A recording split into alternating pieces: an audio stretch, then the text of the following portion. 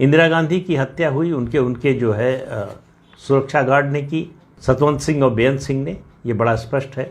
एक सवाल का जवाब कभी नहीं मिला कि सतवंत सिंह बेअंत सिंह ने हत्या करने के बाद सरेंडर कर दिया। उनको पकड़कर वहीं उसी कैंपस में ही इंदिरा गांधी का जो निजी दफ्तर था, निजी दफ्तर से मतलब प्राइम मिनिस्टर का जो घर पर दफ्तर होता है, रेजिडेंस पर जो दफ्तर होता है, उसमें आईटीबीपी का जो गार्ड रूम था उसमें ले जाया गया। उसमें सतवंत सिंह को गोली मार दी गई। क्यों गोली मार दी गई? जब सरेंडर कर चुके थे, आईटीबीपी के कब्जे में थे, फिर गोली क्यों मार दी गई? केवल यही एक सवाल नहीं है। इंदिरा गांधी की हत्या हो सकती है, उनके सुरक्षा गार्ड कर सकते हैं, इसकी जानकारी आर.एन. काव जो रॉ के चीफ थे और इंदिरा गांधी के बहुत करीबी थे, उनको थी, इंदिरा गांधी को थी, उनको बताया गया था। फिर प्रधानमंत्री के कहने पर, उस समय की प्रधानमंत्री इंदिरा गांधी के कहने पर, उनकी सुरक्षा से सिख गार्ड्स को नहीं हटाया गया। कोई बात नहीं है। लेकिन बेअंत और सतवंत की वहां पर ड्यूटी न होते हुए भी ड्यूटी लगना, ये सवाल खड़े करता है। किसने लगवाई, किसने लगने दी? और एक और चीज हुई, इंदिरा गांधी की हत्या के बाद एफआईआर दर्ज हुई और उसके बाद दिल्ली हाई कोर्ट ने एक आदेश पारित किया और बताया कि फलां जज इस मामले की सुनवाई करेगा। ये एक तरह से अनप्रेसिडेंटेड है। ऐसे उदाहरण मिलते नहीं कि किसी हत्याकांड की सुनवाई कौन जज करेगा, ये हाई कोर्ट तय करे। और एक और आदेश पारित किया कि इस हत्याकांड की सुनवाई जो है वो ओपन कोर्ट में नहीं होगी, खुली अदालत में नहीं होगी, तिहाड़ जेल में होगी। ये नेचुरल जस्टिस के भी खिलाफ है। ओपन कोर्ट में सुनवाई की तमाम मांग के बावजूद इसको नहीं माना गया।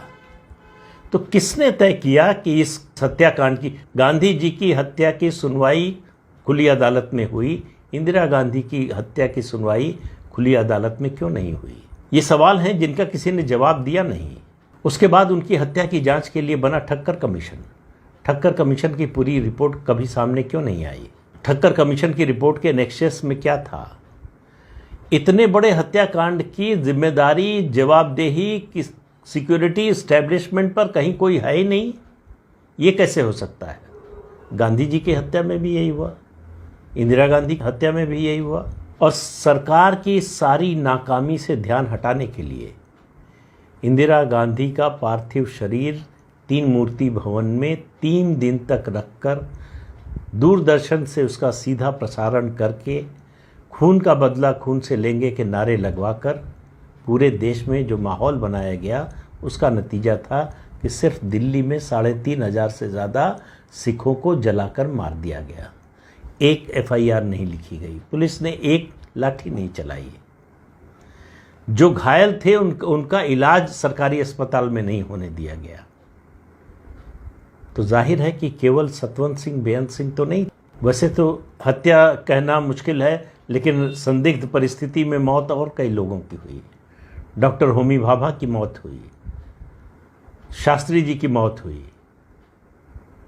लाल बहादुर शास्त्री की मौत किन परिस्थितियों में हुई, उनकी मौत के बाद उनके पार्थिव शरीर का पोस्टमार्टम क्यों नहीं हुआ, ये बताने वाला कोई नहीं है। तो ये सारे ऐसे सवाल हैं। और नेताजी की जो गुत्थी है, रहस्य है, वो तो आज तक नहीं सुलझा। तो ये जो बड़े हाई प्रोफाइल केसेस हैं, उस सब में आप देखेंगे कि कहीं ना कहीं कोई एक ऐसा बड़ा एंगल है जो छूट गया या जानबूझकर छोड़ दिया गया। किन वजहों से छोड़ दिया गया, उसके पीछे कौन लोग थे?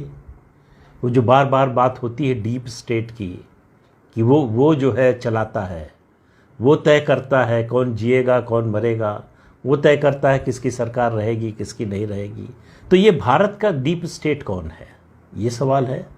इंटरनेशनल लेवल पे तो मालूम है सबको, व्यक्तियों के नाम नहीं मालूम है, लेकिन वो मालूम है। उसके बाद इंदिरा गांधी की जिन लोगों ने हत्या की, उनकी बात नहीं कर रहा हूँ, वो तो जिम्मेदार थे ही, उनको सज़ा भी मिली।